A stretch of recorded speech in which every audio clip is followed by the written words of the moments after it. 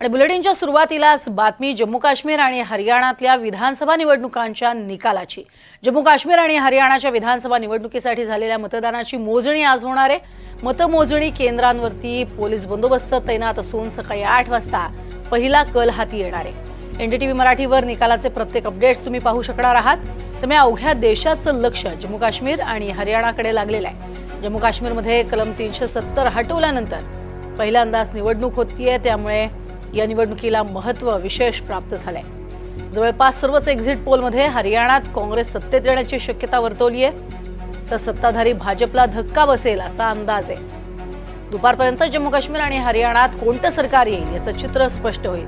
जम्मू आणि काश्मीर इथे national conference आणि काँग्रेसनं एकत्र निवडणुका लढवल्यात, तर पीपल्स डेमोक्रॅटिक पार्टी आणि भाजपनं स्वतंत्र निवडणूक लढली आहे। हरियाणामध्ये भाजप, काँग्रेस आणि आम आदमी पार्टी मुख्य लढत झालेली आहे। या निवडणुकीत नक्की कोण बाजी मारणार याकडे सगळ्यांचं लक्ष लागलेलं आहे। एकीकडे जम्मू काश्मीरमध्ये 10 वर्षांनंतर झालेल्या निवडणुका आणि त्यामुळे लागणारे निकाल हे अतिशय महत्त्वाचे असणार आहेत। कौल नेमका कोणाच्या बाजूने आहे हे स्पष्ट होणार आहे। मात्र एक्झिट पोलच्या अंदाजानुसार काँग्रेस बाजी मारेल असाही अंदाज हरियाणा आणि जम्मू काश्मीरच्या बाबतीत वर्तवण्यात आलाय। यावेळेला भाजप दुसऱ्या स्थानी राहील असाही अंदाज वर्तवला गेलेला आहे। हरियाणाचा जर विचार केला तर कौल जो आहे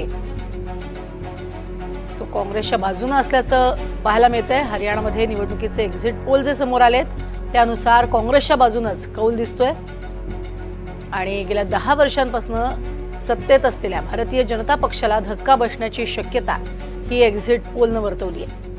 त्यामुळे निकाल काय लागतो, कोणत्या पक्षाला जास्त जागा मिळतात, कोणत्या पक्षाचं सरकार येणार हे पाहणं महत्त्वाचं ठरेल।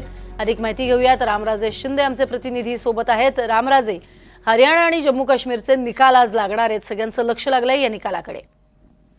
बिलकुल, कारण जम्मू काश्मीरच्या ज्या निवडणुका आहेत त्या म्हणजे की 370 नंतर हटवल्यानंतर पहिल्यांदाच होत आहेत आणि त्यामुळे जम्मू काश्मीरकडे लक्ष लागलेलं आहे की तिथे जनताचा कौल कोण देते। आणि हरियाणामध्ये सुद्धा भाजपचं सरकार होतं, तर अशा वेळी नंतर मुख्यमंत्री सुद्धा बदलले होते, तर त्यामुळे तिथल्या हरियाणाची जनता जी आहे ती कोणाच्या बाजूने कौल देते हे पाहावं लागणार आहे। कारण काँग्रेस युती केलेली दिसून येते। काँग्रेसनं जे आहे ते लोकल लेवलवर, स्थानिक लेवलवर नॅशनल कॉन्फरन्सची युती केलेली आहे जम्मू काश्मीरमध्ये, त्यामुळे तिथे कितपत यश मिळते ते पाहावं लागणार आहे। रशीद इंजिनियर जे की जेलमधून जिंकून आले होते, खासदार झाले होते ओमर अब्दुल्ला यांच्या विरोधामध्ये, त्यांची सुद्धा एक पार्टी होती, ती किती काँग्रेसला डॅमेज पोहोचवते ते सुद्धा बघावं लागणार आहे। आजच्या निकालामधून स्पष्ट होईल। नक्कीच। मात्र सगळ्यात महत्त्वाचं हरियाणामध्ये आता जे एक्झिट पोल आलेले आहेत दोन्हीकडचे, त्यामध्ये पुन्हा आपण जर बघितलं तर भाजपचं सरकार येण्याची चिन्ह ही हरियाणामध्ये तर दिसत नाहीयेत। काँग्रेस पहिल्या स्थानी असल्याचं पाहायला मिळतंय। या एक्झिट पोलनुसार काय अंदाज जे आहेत ते वर्तवले जात आहेत आणि राजकीय पक्षांचं नेमकं काय म्हणणं आहे? रामराजे, बिलकुल हरियाणामध्ये काँग्रेसकडे दिसून येत आहे, कारण हरियाणामध्ये 2-3 मोठ्या घडामोडी घडल्या होत्या। एक म्हणजे की अग्निवीर जी योजना होती त्या संदर्भात नाराजी स्पष्टपणे दिसून येत होती।